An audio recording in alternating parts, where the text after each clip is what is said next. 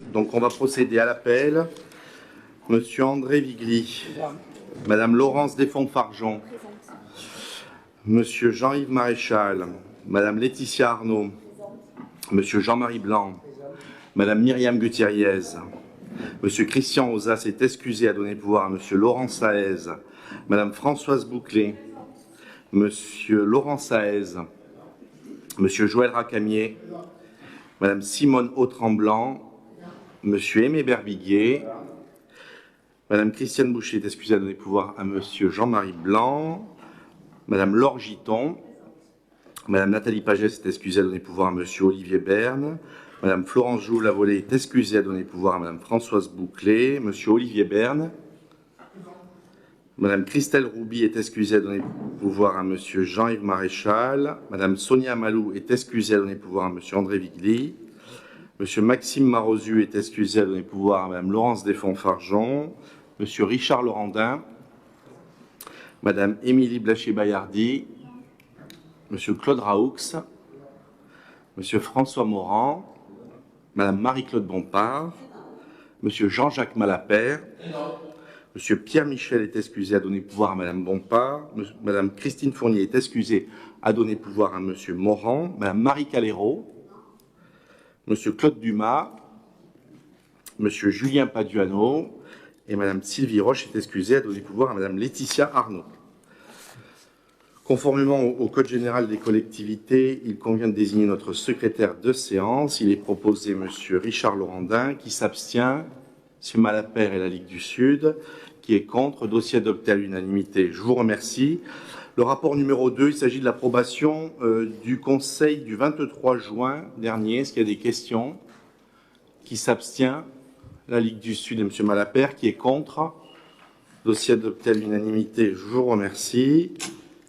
Le rapport numéro 3, qui nous vaut d'ailleurs une séance au mois d'août, c'est une restauration de l'indemnité de fonction de suggestion et d'expertise en cas de congé de maladie ordinaire. Le dernier comité social territorial, qui s'appelait d'ailleurs peut-être pas comme ça, en juin 2015, avait acté le fait qu'il y ait une suppression du régime indemnitaire sur la partie donc, qui pouvait être variable.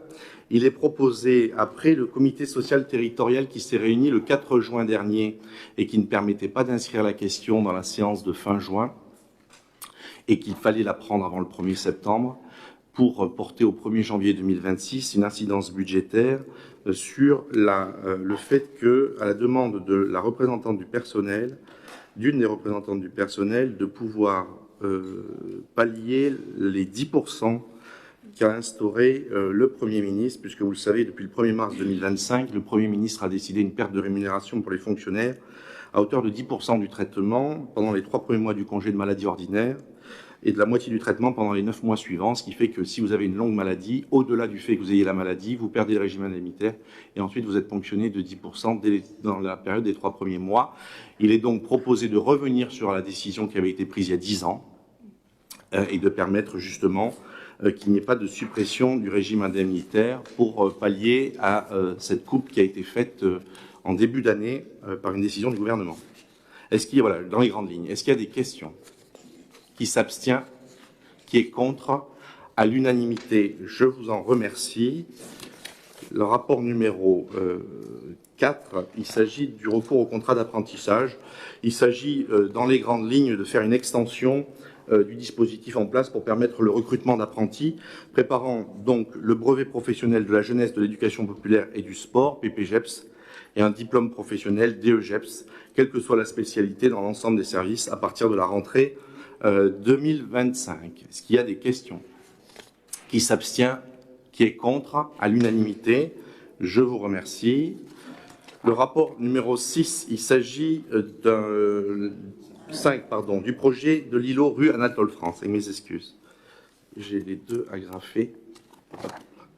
Sur l'enquête préalable à la déclaration d'utilité publique. Ce rapport vise à solliciter le préfet de Vaucluse pour l'ouverture de l'enquête publique préalable à la déclaration d'utilité publique du projet îlot rue Anatole France et d'une enquête parcellaire conjointe en vue de l'obtention d'un arrêté déclarant d'utilité publique l'opération de renouvellement et de redynamisation du centre-ville qui avait déjà été initiée en 2008 sur les parcelles AZ12 à AZ14 sur la rue Plante-Grignan qui jouxte la rue Anatole-France, qui avait été poursuivie par une préemption du maire de l'époque le 11 septembre 2011 sur le bâtiment BZ88 et qui continue donc d'être préemptée pour faire, avec l'acquisition du Trésor public, un îlot dont vous avez le programme, une dizaine de logements, des locaux économiques, d'espace, peut-être une micro-crèche, enfin il y a plein de choix possibles. Le volet de l'opération se porte à 1,7 million. Bien évidemment, ce n'est pas la ville qui va le porter, c'est un opérateur. Nous lançons une candidature, je dirais une consultation avec maîtrise d'œuvre et dessin d'architecte. Ça a d'ailleurs été déjà présenté par ailleurs. Et donc on vient ici juste déclarer d'utilité publique, demander que le préfet puisse ouvrir l'enquête publique. Est-ce qu'il y a des questions? Madame Bompard. On vous connaît très acheteur à la place du privé, mais on vous connaît aussi revendeur. Vous aviez promis monts et merveilles sur le flamenco, vous l'avez revendu au même prix. Vous avez racheté l'immeuble là à côté de l'ancien office du tourisme, mais vous l'avez revendu, et je crois même à vil prix, en tout cas à prix réduit. Donc vous avez toujours des projets. Oui, vous avez oublié déjà, madame? Bon, enfin, je parlais de Lily Pasta, vous savez, que vous aviez acheté, l'immeuble là. Oui. Voilà, vous l'aviez acheté, puis vous l'avez revendu. On l'a revendu quand? Comment? On l'a revendu quand? Avant les vacances, on a passé une délibération. Pas du tout. Et on est toujours propriétaire. Mais non, puisque j'ai même vérifié. Vous pouvez tous vérifier, nous sommes propriétaires du bâtiment Moretti, l'ancien traiteur. Nous avons passé une délibération pour un bâtiment que vous aviez acheté et que vous revendez. Peut-être pas cet immeuble-là, mais enfin, c'était dans ce coin-là. Alors, mais peu importe. Si ça vous plaît de mégoter, ça peu importe. Mais on sait, on connaît tous vos problèmes avec le bois bouché, vos problèmes aussi de, comment dirais-je, de permis de construire retirés au dernier moment, puisque en ce moment, ça vous fait une sacrée réputation de donner des permis, de les enlever, y compris à vos amis. Alors, c'est bien de vouloir bâtir. Ça fait maintenant presque 6 ans que vous êtes au pouvoir, que vous avez annoncé moult choses que vous alliez faire, et vous n'avez rien fait. Alors là, il y a, je le sais, un opérateur privé, dont c'est le rôle. D'ailleurs, je vous rappelle que vous avez dit que deux agents immobiliers m'avaient posé la question, mais à quoi joue le maire? Est-ce qu'il ne peut pas nous laisser faire, nous? Je dis, écoutez, il joue, et on voit que vous jouez, mais sans résultat vraiment positif. Alors, vous avez un opérateur privé au moins sur partie de cet îlot, ce qui pourrait éviter des dépenses à la ville et qui pourrait nous rapporter quand même des impôts, du fisc, etc. Mais vous préférez, je sais pas à quoi vous jouez en fait. Vous vous donnez des airs. Et puis derrière, tout se dégonfle, il n'y a plus rien.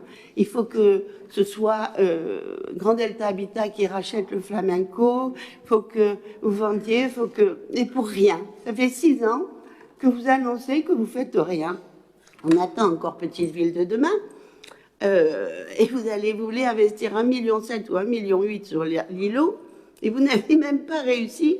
Nous parliez d'une place de la zénitude ou du cool ou je ne sais pas quoi, dans les petites fiches Petite Ville de demain. Où elle est cette petite place cool, ou je ne sais plus, c'est zénitude ou cool, ou je ne sais pas quoi. Qu'est-ce que vous faites? Vous voulez jouer à quoi? Enfin, on le sait, vous jetez de la poudre aux yeux. Mais en fait, la poudre retombe et les yeux des Bolénois, au fur et à mesure, s'ouvrent. Voilà. Donc, j'en conclus là-dessus. Nous allons nous abstenir. Je crois que c'est le mieux, ou voter contre. On va s'abstenir. Monsieur Malapert. Oui, je voulais juste revenir un petit peu. J'ai une phrase dans votre énoncé qui parle de mixité sociale et fonctionnelle. Et j'ai pas tout compris. Il est tôt le matin, mais je ne sais pas ce que c'est. Sur quoi? Sur la mixité sociale? Et fonctionnelle. Oui, parce c'est que, le fonctionnel. En fait, dans cet îlot, je vais répondre point par point. D'ailleurs, non, d'ailleurs, vous dites, peu importe, c'est pas grave, si C'est très grave, madame, ce que vous dites, parce que d'abord, nous n'avons pas revendu le bâtiment Moretti, nous sommes toujours propriétaires, et c'est très grave parce qu'en fait, vous passez les délibérations, mais vous ne les comprenez pas. Nous avons demandé à ce que le logement au-dessus du local commercial puisse être géré par la CEMIB. C'est une convention de gestion, c'est surtout pas une cession, donc ce que nous avons fait avant les vacances. Donc si vous l'avez compris comme une cession, c'est très très inquiétant. La deuxième chose, c'est que justement, nous faisons une opération d'ensemble, de requalification. Parce que je rappelle que toujours dans la problématique que nous nous sommes posée, c'était la question des risques d'inondation dans le cœur ancien, et ensuite de la reconquête des locaux commerciaux et des logements qui ne s'étaient pas remis depuis les inondations de 93, parce que c'est là le problème le plus important du cœur de ville, c'est la question des inondations de 93 et de ces locaux commerciaux qui sont devenus des logements, et pour lequel on ne peut plus revenir en de logements en locaux commerciaux dans toute la rue de la Paix, qui était une rue florissante à l'époque et qui ne l'est plus. Donc dans le cœur de ville, où il y avait 1,80 m d'eau devant le Trésor public, nous sommes en train de reprendre parce qu'en fait, et d'ailleurs je suis surpris que vous allez vous abstenir ou voter contre, parce que par une décision signée de votre main, le 11 septembre 2011, vous avez préempté la parcelle BZ88, qui jouxte la rue Anatole-France et la rue Plante-Grignan, et qui est propriété de la ville depuis votre décision, chère madame. Comme quoi, j'imagine qu'en 2011, vous aviez, pour préempter, du moins, puisque la loi vous y obligeait, d'avoir un projet sur ces parcelles. J'en avais un. Sur la ligne, c'est parce que vous avez... C'est intéressant que ça puisse. C'est intéressant que ce débat soit important et porté ici, et enregistré surtout. Est-ce que je pourrais répondre? Et je vais vous répondre. Vous m'avez posé beaucoup de questions. Mais après, s'il y a débat, je réponds. Si je vous donne la parole d'abord, et deuxièmement parce que je vous donne la parole pour vous exprimer, et je vous réponds à toutes les assertions et à tous les mensonges que vous pouvez répéter. C'est bien parce que nous avons voulu requalifier globalement l'îlot Anatole France, qu'on a appelé îlot Anatole France, mais qui est l'îlot du Trésor public, que nous avons sur des parcelles BZ87, BZ89, sur les parcelles qui avaient été préemptées en 2008, AZ12 et AZ14, qui sont de l'autre côté de la rue Plante-Grignan et qui jouxtent d'ailleurs le projet. Nous avons ici une poche de logement en cœur de cet îlot qui mérite d'être déclaré d'utilité publique pour qu'on puisse faire une opération. Et contrairement à ce que vous dites, puisque vous me demandez ce qu'on fait, on fait une opération d'ensemble, où d'ailleurs nous appelons et nous lancerons la consultation qui permettra à un opérateur privé, il s'agit bien d'un opérateur privé, il ne s'agit pas que la ville mette 1,7 million, 1,8 million dans l'îlot Plante-Grignan, mais c'est simplement de pouvoir répondre pour faire à la fois la totalité et une opération d'ensemble, plutôt que quelques propriétaires ici ou là qui voudraient gagner quelques euros mais qui défigureraient la totalité de l'îlot, puissent faire quelques logements, etc. Ça fait bien longtemps que vous n'avez pas dû aller dans cet îlot, madame, parce que je l'ai visité il n'y a pas très longtemps. Je pense que la personne qui était d'ailleurs logée sans droit ni titre dans un bâtiment municipal depuis des années, que nous avons découvert et qui était une partie de l'année de l'autre côté de la Méditerranée et qui revenait de l'autre côté alors qu'il était dans un bâtiment municipal, eh bien, je vais vous dire quelque chose. Je pense que vous n'êtes pas intéressé de ce dossier depuis très longtemps. Et donc, nous avons mis fin à tout cela et nous avons essayé d'apporter une opération d'ensemble. Nous avons eu l'opportunité avec le Trésor public, malheureusement, je dis malheureusement, parce que le Trésor public est parti à Vaison-la-Romaine et que donc ce local étant vide, nous l'avons repris pour faire une opération d'ensemble et nous espérons, puisque nous avons projeté, on l'a délibéré, il n'y a rien on a délibéré 16 ou 20 000 euros de concours d'architecture avec 4 candidats. Enfin, vous étiez dans cette salle quand nous l'avons délibéré et pourtant vous n'êtes pas opposés. Pour permettre justement un projet d'ensemble et qui permettra, je crois, la requalification. Donc aujourd'hui, il nous faut passer par cette procédure d'utilité publique pour engager une requalification du cœur de ville. Et non, nous ne faisons pas n'importe quoi. Et non, nous ne bradons pas le patrimoine, à l'instar de vous qui a pu vendre ici ou là, ou brader le patrimoine, pour finalement continuer d'endetter la ville. Parce que c'est bien ce qui est malheureux dans votre passage, c'est que malgré que vous vendiez le patrimoine... Ça fait 6 ans que vous êtes là. Et oui, mais vous avez laissé 18 millions d'euros de dette. Et 18 millions d'euros de dette, même en 6 ans, c'est difficile à résorber. Cela dit... Voilà, sur ce, je voulais vous apporter une réponse sur ce sujet. En ce qui concerne la question de M. Malapert, C'est une mixité donc de logements, comme la loi nous y oblige, dans un cahier des charges qui va être établi, et une mixité fonctionnelle parce que dedans, il y aura à la fois de l'habitat, des locaux économiques, des commerces, et puis peut-être aussi d'autres services publics, comme je le disais, sur des services de la petite enfance ou autres. Ça sera dans le cahier des charges que ça sera établi, et ça sera dans la réponse de l'architecte ou des candidats par architecture que cela sera donné. Qui s'abstient sur ce rapport? Je voudrais reprendre C'est fini. Qui s'abstient? Qui est contre? Abstention de la Ligue du Sud? Oui. Abstention de M. Mal. Je vous remercie à l'unanimité. Le rapport numéro 6, il s'agit d'une convention relative à la mise à disposition d'une partie de la parcelle section AT 168 pour la construction d'un nouveau poste de police municipale et d'un centre de supervision urbain intercommunal. L'idée est née de la demande de l'ensemble des maires de notre territoire de pouvoir partager un mur d'image au travers de ce mur d'image que nous avons aujourd'hui dans les anciens locaux de la Caisse primaire d'assurance maladie, qui, par l'armurerie et par les locaux, ne répond plus à l'attente du service de police municipale. Il convient donc de créer, comme je l'avais déjà annoncé dans cette salle, un hôtel de police à vocation municipale sur la parcelle AT 168, c'est-à-dire la parcelle qui est entre le chemin de la Levade et l'hôtel d'intercommunalité, donc à côté de la gendarmerie, pour créer un pôle de sécurité qui permettra à la fois de créer des synergies entre la gendarmerie et la police municipale, de répondre à des locaux qui seront adaptés aux besoins de l'armurerie, au parking, jusqu'à un chenil pour les chiens, qui puisse être sécurisé et de permettre justement de créer cette synergie-là, et puis d'y mettre un centre de supervision urbain. L'ensemble des maires de notre intercommunalité ont des caméras qui parfois n'ont pas forcément d'opérateurs derrière pour les surveiller. Je pense notamment à la Motte du Rhône avec 39 caméras sur le territoire.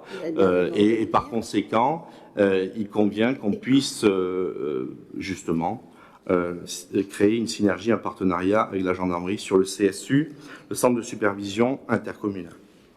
Voilà ce qui est proposé dans ce rapport, d'adopter la convention de mise à disposition à titre gracieux à la commune de Bolène d'une partie de la parcelle cadastrée AT 168 d'une superficie d'environ 650 m² pour la construction d'un nouveau poste de police municipale et d'un centre de supervision urbain intercommunal, et de m'autoriser à signer la convention et à intervenir avec tous les documents nécessaires au suivi de ce dossier. La prochaine étape, ce sera la convention d'entente avec l'ensemble des communes sur les modalités. Est-ce qu'il y a des questions? Monsieur Malafert. Bon, l'idée est bonne, elle est pas nouvelle, mais elle est très bonne. Et effectivement, ils sont 40 dans une pièce où il n'aurait peut-être que 15. Il y avait juste un article, l'article numéro 5, qui me pose un peu problème. Charges et obligations. Voilà. C'est donc sous les obligations suivantes que la commune de Bolène s'engage à exécuter et à respecter, à savoir prendre le bien tagala, ok, sans pouvoir exercer aucune réclamation contre le propriétaire pour quelque cause que ce soit, prendre en charge l'ensemble des charges, taxes et redevances afférentes à l'utilisation du bien, et à l'expiration de la convention, toute construction étant érigée sur le terrain, deviendra propriété de la communauté de communes Rhône-Lest-Provence. C'est-à-dire que la ville de Bolène paye tout, et à la fin, c'est la communauté de communes qui récupère sans pouvoir exister aucune réclamation. Donc comment va faire le président d'Interco quand il va signer face au maire de la ville de Bolène? Non, mais ça c'est un détail parce qu'on a toujours réussi à régler administrativement. La règle de la mise à disposition gratuite, elle est claire, elle s'applique pour tout, elle s'applique pour un office de tourisme, elle s'applique pour tout. C'est que dès lors que la compétence qui est exercée dans le local, elle est dans le cadre statutaire de la collectivité en charge de la compétence, le bâtiment reste à vocation de la compétence exercée, de la collectivité qui exerce la compétence. Et dès lors qu'il cesse, si demain on devait faire une restauration, enfin c'est un mauvais exemple, si demain on devait faire une crèche qui n'est pas transférée à l'intercommunalité dans le bâtiment de la police municipale, de fait, à l'expiration de la convention, ce bâtiment redeviendrait dans le giron municipal parce qu'il n'aura plus de vocation. Mais là, croyez bien que si on crée un mur d'image avec un centre de supervision intercommunale, c'est pas pour le transformer en crèche, vous l'avez compris, parce que ça sera pas du tout adapté, mais c'est l'ensemble des règles que l'on met dans les conventions qui s'appliquent à la totalité des mises à disposition. Sinon, qu'est-ce qu'il faudrait faire? Il faudrait céder le bien, voilà, ce qui n'est pas le cas. L'ensemble des restaurants scolaires de l'intercommunalité à Mornas, à La Palue, à Mondragon, sont pas cédés par les villes à la communauté de communes, ils sont mis à disposition à titre gratuit. Si demain il n'y avait plus de restauration dedans, l'intercommunalité n'a plus lieu d'être dans ces locaux puisqu'ils n'ont plus la destination de la compétence. C'est pas plus simple que ça, c'est régi par le Code général des collectivités et on l'applique dans une convention parce qu'on ne peut pas se soustraire à la loi. Après, sur le mauvais entretien, etc., c'est que si demain il y a de l'herbe qui pousse dans le machin, si c'est pas entretenu, s'il y a une porte qui marche pas, etc., on ne pourra pas venir chercher la communauté de communes sur le fait qu'un bâtiment qui a été posé pour un hôtel de police municipal doit être réparé par une intercommunalité qui a mis à disposition une parcelle pour y construire l'hôtel de police. Mais je crois que ça va de soi. Oui, mais la vocation intercommunale, de toute façon, c'est la vocation intercommunale. Non. L'hôtel de police est municipal. Le centre de supervision est intercommunal. Oui, mais c'est pas la même chose. L'hôtel de police est géré par la ville. Mais c'est pas une question comme pour tout, monsieur. C'est un pourcentage, d'un ratio sur l'exercice d'une compétence. On le fait depuis que l'intercommunalité existe, monsieur Malapert. Madame Bompard.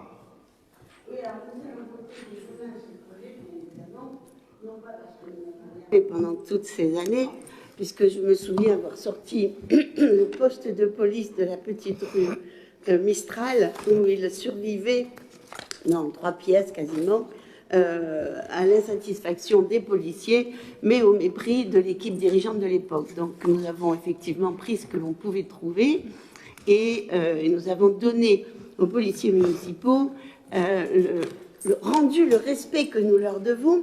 Et je suis contente de vous voir, comme je disais tout à l'heure, bâtisseur à 6 mois des élections. Vous bâtissez, peut-être sur le sable. Je pense que ça va être le cas. Mais en tout cas, c'est rigolo de vous voir vous attacher. Et d'autant plus satisfaite que vous attachez à un service police et visioconférence et surveillance vidéo que vous avez tellement critiqué quand vous étiez ici présent. Vous n'étiez pas là, madame, encore. Monsieur Zilio refaisait le match des conseils municipaux auprès de la presse sans avoir été élu lui-même. Il était simplement dans l'opposition et il avait voté contre la vidéo, parce que c'était invasif dans la vie des privés. Il y avait vraiment une lourdeur. Et vous avez été suivi en cela très longtemps par un membre du Parti communiste, alors que lui votait, vous avez varié un peu, vous, mais lui votait toujours contre la vidéo, contre la police, contre les policiers, contre l'armement, et ça a été vraiment des conseils municipaux agités, parce que, sous prétexte que j'étais, je ne sais pas quoi, un peu dictatorial, un peu, mais je crois que nous avions raison sur ce sujet-là, comme sur beaucoup, déjà à l'époque. Alors, je suis encore plus étonnée parce que, à ce refus que vous avez mis pendant des années de voir la réalité et de cette insécurité qui grandissait sur Bolène et ailleurs, d'ailleurs, il n'y avait pas que sur Bolène, mais enfin, Bolène, c'était vous parliez des commerces qui ont disparu, mais je me souviens de l'armurier de la rue Victor Hugo qui partait en disant ce n'est plus tenable, du petit bijoutier qui disait je m'en vais parce que c'est plus tenable. Et malgré ce, vous aviez du sable là aussi dans les yeux et vous avez empêché toute évolution. Mais nous avons tenu bon. Et puis, je me souviens que vous avez partagé honteusement sur votre page Facebook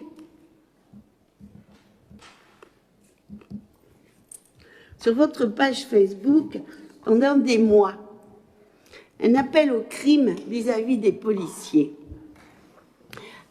Vous avez laissé agonir sous les... Ça a été odieux. 2 policiers municipaux, et j'ajoute qu'aujourd'hui, et très vite d'ailleurs, ils ont été blanchis.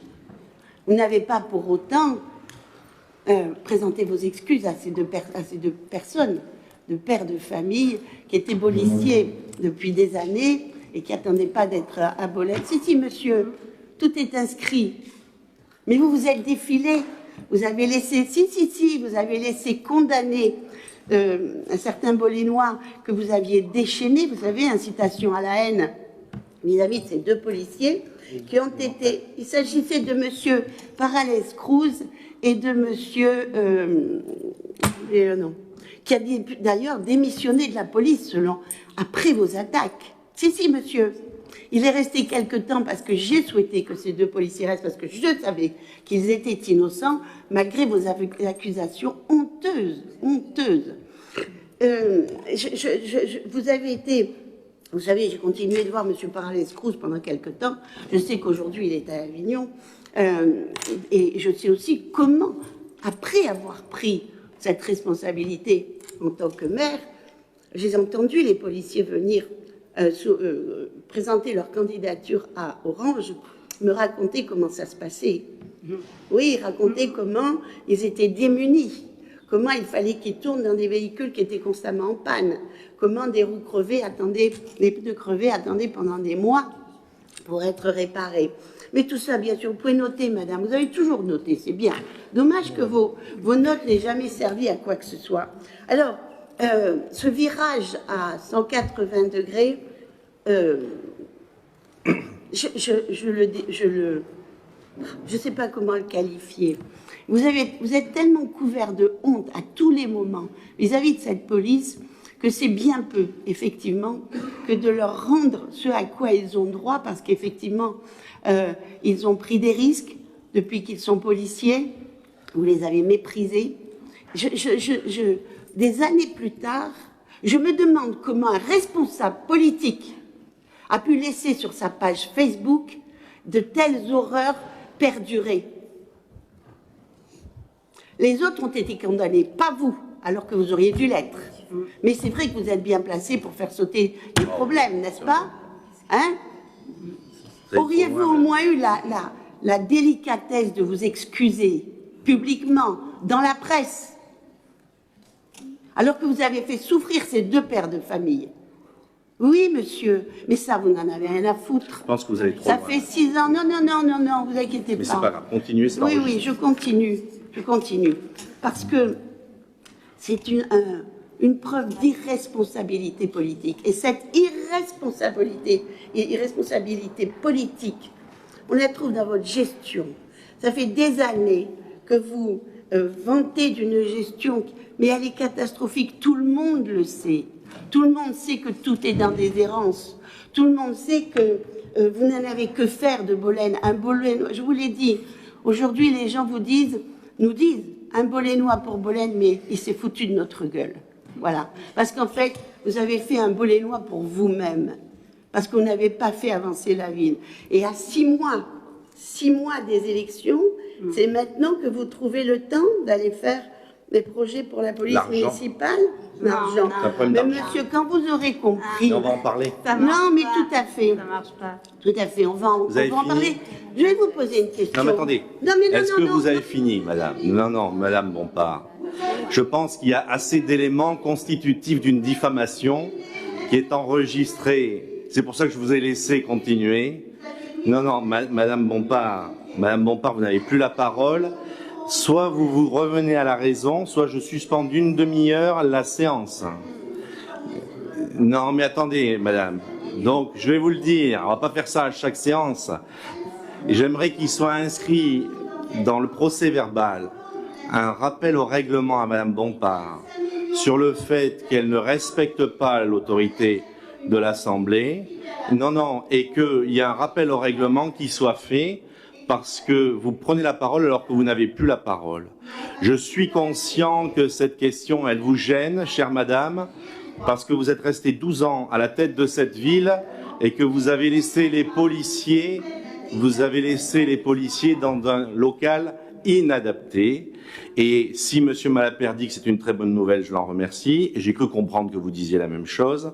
Je poserai simplement la question de pourquoi, en 12 ans, vous n'avez rien fait, un peu à l'image de Bari ou de l'église Saint-Martin.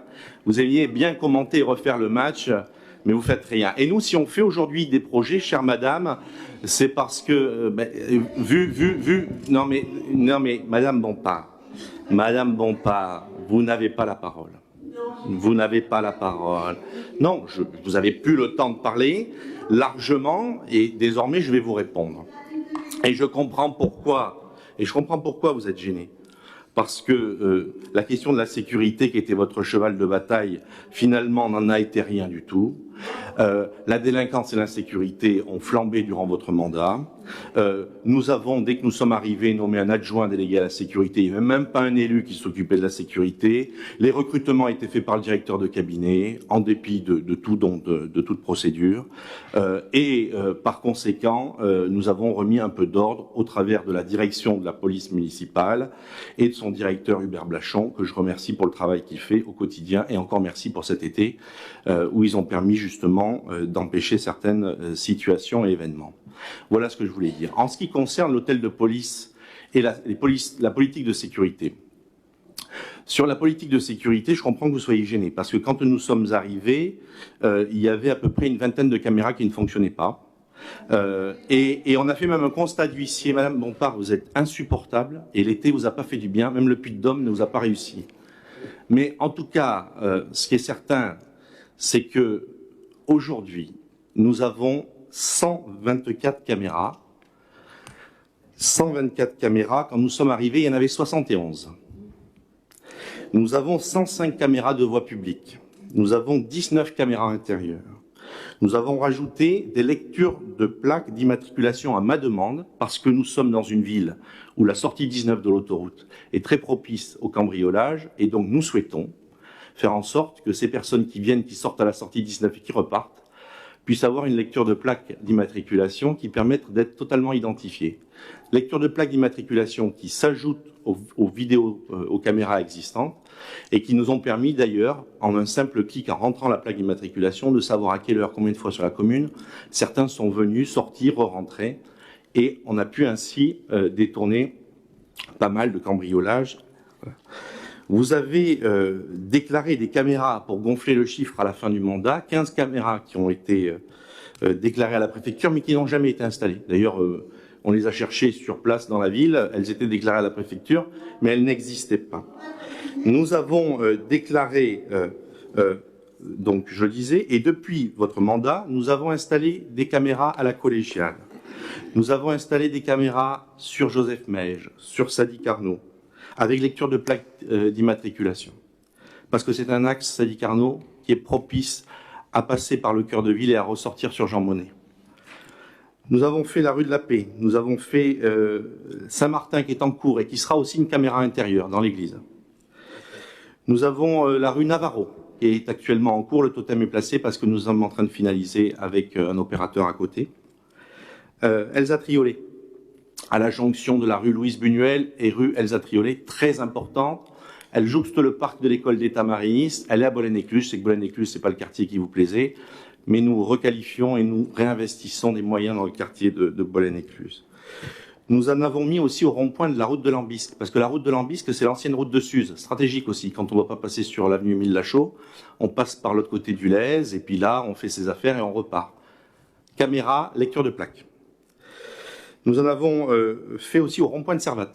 Rond-point de Servat très important aussi, parce qu'entre la jonction d'EDF et la route de Saint-Paul-Trois-Châteaux, par la rue Colonel Fabien, certains passaient. Voilà. Et là, je remercie l'ensemble des équipes de la police municipale qui, par leurs procès-verbaux, leurs notes qu'ils font tout au long de la semaine, vont remonter des situations qui nous ont permis d'être corrigées.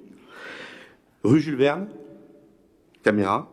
Chemin des Turcs, impasse des Turcs, qui fait la jonction entre la rue Jules Verne et la Rocade. Il n'y a pas de caméra, c'est désormais réparé. Enfin, le Vélodrome, City Stade. Et puis, on place des caméras dernièrement qui sont installées, qui font des 5 vues, ce qui permet quand même d'avoir une seule caméra et de regarder sur 5 directions en même temps. Mais je comprends que vous soyez gênés parce que finalement, c'est nous qui installons plus de caméras et ça me permettra de répondre à votre demande du Parti communiste de l'LFI. Je suis en totale opposition avec le nouveau Front populaire sur supprimer les caméras, réduire les moyens de police. On a fait tout le contraire dans ce mandat. On en avait 71, on est à 124 caméras et on a créé des brigades. Brigade canine, brigade à vélo, brigade pédestre, proximité. Et nous avons porté ici d'autres brigades avec de nouveaux moyens. Mais je pense que vous me parlez de véhicules.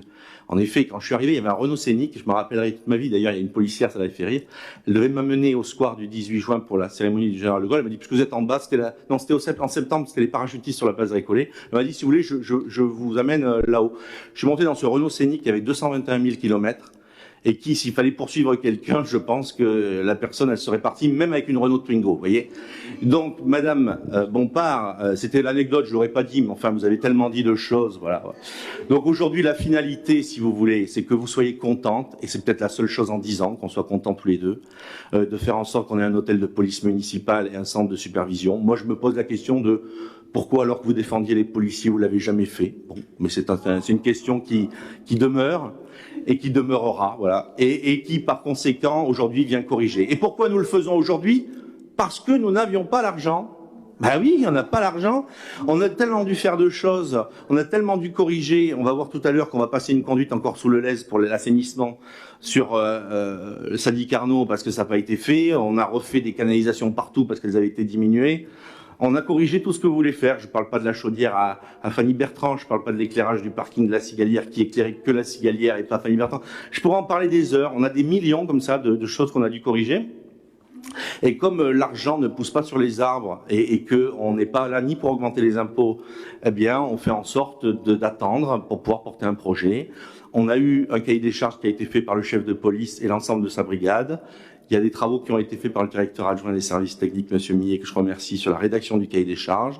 L'architecte va être nommé, un spécialiste des hôtels de police, comme il s'en est fait récemment à Sète, à Marseille ou autre, pour faire en sorte d'être dans une synergie, parce que, contrairement à vous qui avez mis des policiers dans une caisse primaire d'assurance maladie, on va essayer de mettre des policiers avec une armurerie digne de ce nom, sécurisée, et puis avec des locaux fonctionnels.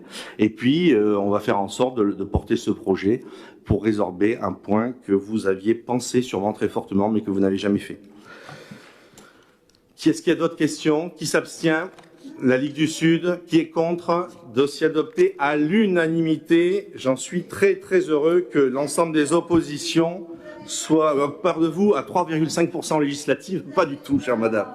En ce qui concerne les travaux de la cession de terrain à la CCRLP, pour le développement de la ZAC Pan-Europarc. Il s'agit, sur ce rapport numéro 7, de délaisser le chemin dans la ZAC que nous cédons à la CC pour pouvoir permettre justement la finalisation de l'acte définitif. Il s'agit donc de parcelles situées chemin du Grand Saint-Jean et pour une superficie de 4 569 mètres carrés pour un montant de 45 690 €. Est-ce qu'il y a des questions? Oui. Faites attention quand vous parlez le micro ouvert, on entend tout dans le procès-verbal. Qui s'abstient? Qui est contre? Dossier adopté à l'unanimité. Je vous en remercie. Le rapport numéro 8, il s'agit de travaux de traversée du Lez par une canalisation d'eau usée. Monsieur le premier adjoint, vous avez la parole. Merci, monsieur le maire. Votre micro. Vu le Code général des collectivités territoriales, vu le Code de l'environnement, vu les statuts du syndicat mixte du versant du Lez, vu l'arrêté interpréfectoral du 5 février 2021 déclarant d'utilité publique les travaux d'aménagement en vue de protéger la ville de Bolène contre les crues d'occurrence 1,90 et avec protection contre la crue centenale en amont de la zone urbaine. Vu l'arrêté interpréfectoral du 22 février 2023 portant dérogation à la protection des espèces, vu l'arrêté interpréfectoral du 25 avril 2023 portant autorisation de la réalisation de divers travaux de protection au titre de l'article L. 214-1 du Code de l'environnement, vu l'avis de la Commission des finances et travaux du SBVL du 10 juin 2025, considérant la volonté de la ville de réaliser des travaux de déploiement de nouveaux réseaux d'eau usée en refoulement à l'aval du pont de Chabrières, avec la pose d'une conduite qui serait enterrée dans le lit du Lez et sous le système d'endiguement en cours de travaux sous maîtrise d'ouvrage du SMBVL. Considérant les intérêts de la ville de Bolène et du SMBVL à ce que ces travaux soient réalisés avant que les travaux de confortement des digues à l'aval du pont de Chabrières soient achevés et réceptionnés par le SBVL. Considérant les contraintes réglementaires, techniques et environnementales imposées par les différentes réglementations en vigueur et les autorisations administratives déjà délivrées, considérant le stade d'avancement des travaux en cours de protection de la ville de Bolène contre les crues du Lez sous maîtrise d'ouvrage du SBVL, considérant l'objectif premier de garantir la protection contre les inondations et pour ce faire de ne pas modifier la structure des ouvrages et protections déjà réalisés par le SBVL ou de ne pas obérer à la réalisation des travaux à poursuivre, considérant la convention annexée à la présente délibération. Il est proposé à l'Assemblée d'adopter la convention à passer avec le syndicat mixte Bastien-Vincent du Lez en vue de travaux par la ville de Bolène de poser une canalisation d'eau usée sous le système d'endiguement du Lez, actuellement en cours de réflexion sous maîtrise d'ouvrage du SBVL. D'autoriser le SBVL à missionner les entreprises agréées et déposer les dossiers permettant la modification des différentes autorisations administratives, permettant ensuite à la ville de réaliser les travaux qui lui incombent, d'approuver l'inscription des dépenses et des crédits correspondant au budget annexe de l'assainissement de la ville sur les exercices 2025 pour le dossier réglementaire 2025 pour les travaux en fermeture provisoire du système d'endiguement, de mandater Monsieur le maire au fin d'accomplir toutes les démarches et prendre toutes mesures au fin d'exécution de la présente délibération, d'autoriser le maire à signer la convention et à intervenir et tous les documents nécessaires au suivi du dossier. Merci. Y a-t-il des questions? Donc, il s'agit de 50 000 €, vous l'avez vu. On le mettra au budget 2025. Et si nous finissons en 2026, ça sera reporté sur l'exercice 2026 puisque nous faut attendre les autorisations des services de l'État. Qui s'abstient? Qui est contre? À l'unanimité. Je vous remercie. Le rapport numéro 9, il s'agit d'une mise à disposition d'une partie de la parcelle section OA 796 sur un ouvrage de gaz existant. Madame Desfonds-Fargeant. Bonjour. Donc la commune avait accordé à la société Natran une convention d'occupation temporaire portant sur une partie d'une parcelle cadastrée section OA numéro 796 et cela afin que la dite société réalise des travaux sur un poste de gaz. Il se trouve donc que cette convention arrive à terme au 31 août et que la société a besoin encore d'un délai supplémentaire pour assurer l'achèvement des travaux. Il est donc proposé à l'Assemblée de procéder par avenant pour prolonger cette occupation du 1er septembre 2025 jusqu'au 31 janvier 2026. Il vous est donc proposé d'adopter cet avenant numéro 1 à la convention d'occupation temporaire à passer avec la société Natran afin de prolonger les délais de mise à disposition de cette partie de parcelle et ce, à titre gracieux, jusqu'au 31 janvier 2026.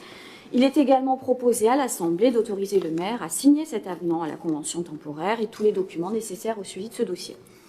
Merci Madame. Y a-t-il des questions? Qui s'abstient? Qui est contre? À l'unanimité. Je vous remercie. Rapport numéro 10. Il s'agit de l'acquisition de parcelles. La société Imaldi. Donc la société Imaldi est disposée à céder à la commune, et ce à titre gratuit, une partie des parcelles AN numéro 207, numéro 208, numéro 338 et numéro 339 pour une superficie totale de 289 mètres carrés. Les parcelles concernées correspondent à une emprise de voirie et cette acquisition va permettre notamment des élargissements de voirie qui sont rendus nécessaires du fait de l'augmentation des flux de circulation sur les rues Marcel Sargent et Joseph Meige. Il est donc proposé à l'Assemblée d'acquérir à titre gracieux une partie des parcelles cadastrées section AN numéro 207, 208, 338 et 339 pour une superficie totale de 289 mètres carrés appartenant à la société Imaldi. Les fonds nécessaires seront prélevés sur le budget de l'exercice en cours en nature et fonctions prévues à cet effet. Il revient également à l'Assemblée d'autoriser le maire à signer l'acte authentique à intervenir et tous les documents nécessaires au suivi de ce dossier. Merci. Y a-t-il des questions? Monsieur Malapert. Oui, je voulais juste savoir, est-ce que dans ces cas-là, les meubles Combes et Chaussea étaient dans l'illégalité ou pas, avant? Non, en fait, c'est pour l'accès.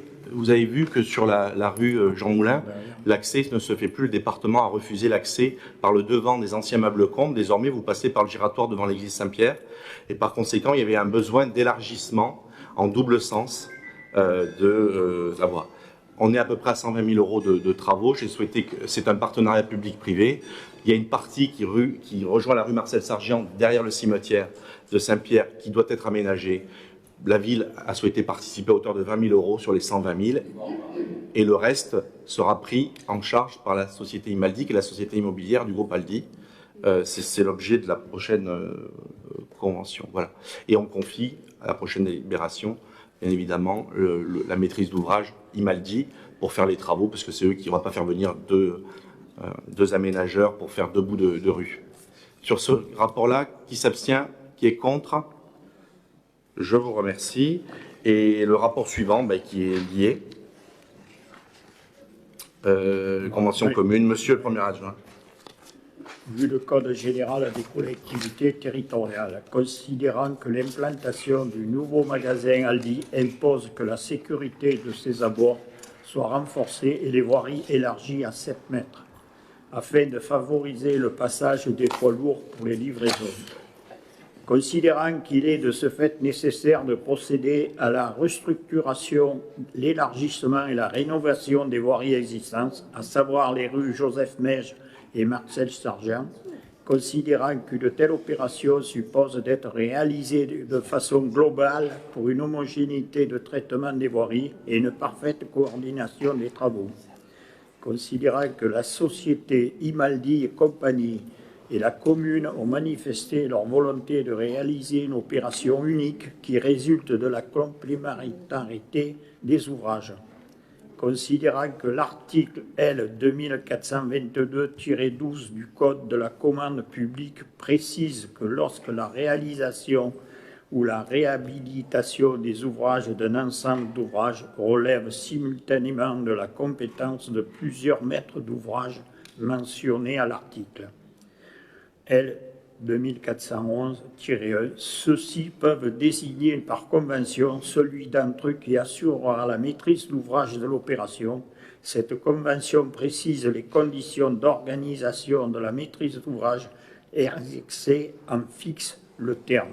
Considérant en conséquence qu'au regard de la complémentarité des ouvrages, cette opération est conduite par un seul maître d'ouvrage, il est proposé à l'Assemblée d'adopter la convention de financement et de transfert temporaire de maîtrise d'ouvrage à la société Imaldi et compagnie, laquelle prévoit notamment de désigner la société Imaldi et compagnie comme maître d'ouvrage unique à titre temporaire pour les travaux de restructuration, d'élargissement et de rénovation des rues Joseph Mège et Marcel Sargent, ainsi que la répartition financière de cette opération entre les deux contractants, la société Imaldi et compagnie et la commune de Bolène. Les fonds nécessaires seront prélevés sur le budget de l'exercice en cours aux natures et fonctions prévues à cet effet, d'autoriser le maire à signer la convention, à intervenir sur tous les documents. Merci. Y a-t-il des questions? Monsieur Malapert. Oui, j'avais 2 questions. Une première question technique. Est-ce que la loi oblige la ville a versé 15% ou plus ou moins? Je voulais savoir avant de poser ma question. Non, elle n'oblige rien du tout. D'ailleurs, pour vous dire, la société Imaldi m'avait demandé de participer de manière plus importante, ce que j'ai refusé. Bien. Alors, monsieur le maire, je m'adresse à vous ainsi qu'à monsieur le premier adjoint. Pour nous, on pense que c'est une double peine que vous imposez aux Bolénois. Double peine parce que déjà, il y a la désertification du 2e magasin d'alimentation du centre-ville de Bolène, qui disparaît, parce que les gens, c'est un discount alimentaire, donc c'est des gens qui n'ont pas trop les moyens, qui viennent à pied, et qui là ne pourront plus aller à pied à Saint-Pierre Sud, là où il y aura le nouveau magasin. Donc une première chose. Et deuxième chose, je vais vous raconter un petit point d'histoire, hein, il n'y en a pas pour long, hein. Mais je vais vous parler de Aldi, les Albrecht. Ce sont les propriétaires donc des chaînes de supermarchés, comme vous le savez. Et bon, il a commencé tout petit en 1913, il a eu une boulangerie. Et maintenant, il compte 1300 points de vente en fin 2004. et son chiffre d'affaires s'élève à 5 milliards d'euros. Voilà, une croissance les sources sont vérifiées, vous pourrez le regarder, de 8,7%. La famille Albrecht, donc qui détient Aldi, est la 10e fortune mondiale. La famille Albrecht, les rois du discount, ont les 2 premières places des plus grandes fortunes allemandes. Il y a les enfants, Karl, Beate, machin, qui ont, eux, 44 milliards d'euros, et le neveu, il a 21 milliards d'euros. Donc, moi, ce que je voulais savoir, c'est pourquoi Bollen, on pourrait faire l'économie des 20 000 euros et le donner à une autre cause humanitaire bien plus importante. Pourquoi nous, on donne le pourboire, pourquoi on paye 20 000 euros alors que eux sont archi-milliardaires et que, voilà, et le centre-ville, même s'il va y avoir un étau qui va s'installer, donc on sera sous la coupe d'Intermarché. Donc là, c'est un double problème. Bon, d'abord, Monsieur Malapert, je comprends votre question sur le fait qu'en effet, il y a un discours qui s'installe. Mais le sujet, il n'est pas là parce que nos pouvoirs sont très réduits, et heureusement, parce que sinon, il n'y aurait aucun Aldi dans ce pays, surtout dans la ruralité, où aucun maire ne voudrait qu'il s'installe pour vider les centres-villes, etc., etc. Le sujet, il n'est pas là. Le sujet, c'est que dans ce pays, on a le droit d'entreprendre. Il existe la liberté d'entreprendre. Et que c'était soit un Lidl, soit un Aldi.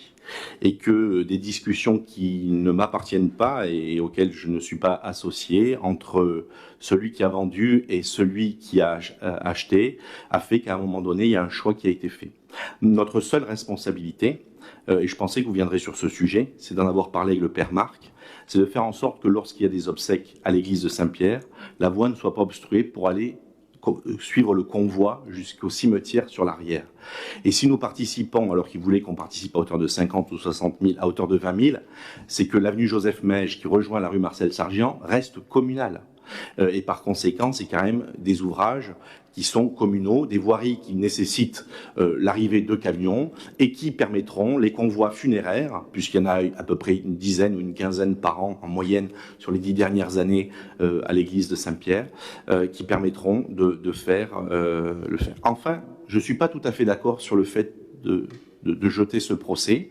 Je ne suis pas l'avocat d'Aldi, mais je crois qu'il faut que dans une ville, il y en ait pour tous les porte-monnaies. Et il y a beaucoup de personnes, beaucoup de Bolénois à faible revenu ou des petites retraites, mais qui apprécient l'enseigne Aldi. Voilà. Donc, et qui vont peut-être pas à Leclerc. Voilà. Donc, mais comment vont-ils à Leclerc aujourd'hui? Soit ils prennent ce qui est non. Soit aujourd'hui ils prennent des moyens de transport par leurs amis ou par le taxi social au CCAS, ils prennent des rendez-vous et on leur fait faire leurs courses. Ils le font à Leclerc, ils le feront un peu plus près. Oui, mais vous savez, la question de Aldi, pourquoi elle quitte le centre-ville, c'est parce qu'on est en zone rouge assurée du PPRI du Lez.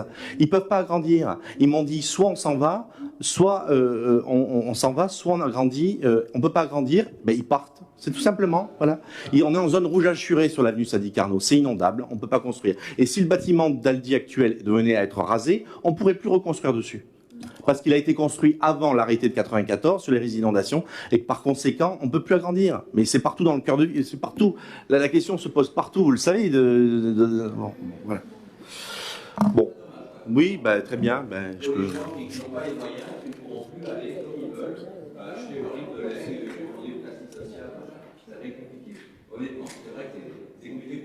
Bon. Qui s'abstient? Qui est contre? À l'unanimité. J'allais dire, je comprends. Contre? Oui. Contre les 20 000 euros qui auraient bénéficié. Donc, voilà. Et le dernier rapport, il s'agit de l'élection d'un représentant de la commune à la commission locale de l'eau du Lez. Il est proposé donc de désigner l'élection du représentant de la commune au sein de la commission locale de l'eau du Lez à compter du 1er octobre 2025. Il est bon de préciser que lors du renouvellement général du conseil municipal en 2026, il conviendra de procéder à une nouvelle élection. La majorité propose M. Aimé Berbiguier. Est-ce que tout le monde accepte que l'on ne vote pas à bulletin secret? Oui. Donc, candidature, M. Berbiguier. Est-ce qu'il y a d'autres candidatures? Qui s'abstient? La Ligue du Sud et M. Malapert. Qui est contre? Dossier adopté à l'unanimité. Je vous remercie pour cette séance. La séance est Terminé, le prochain conseil municipal aura lieu le 27 octobre.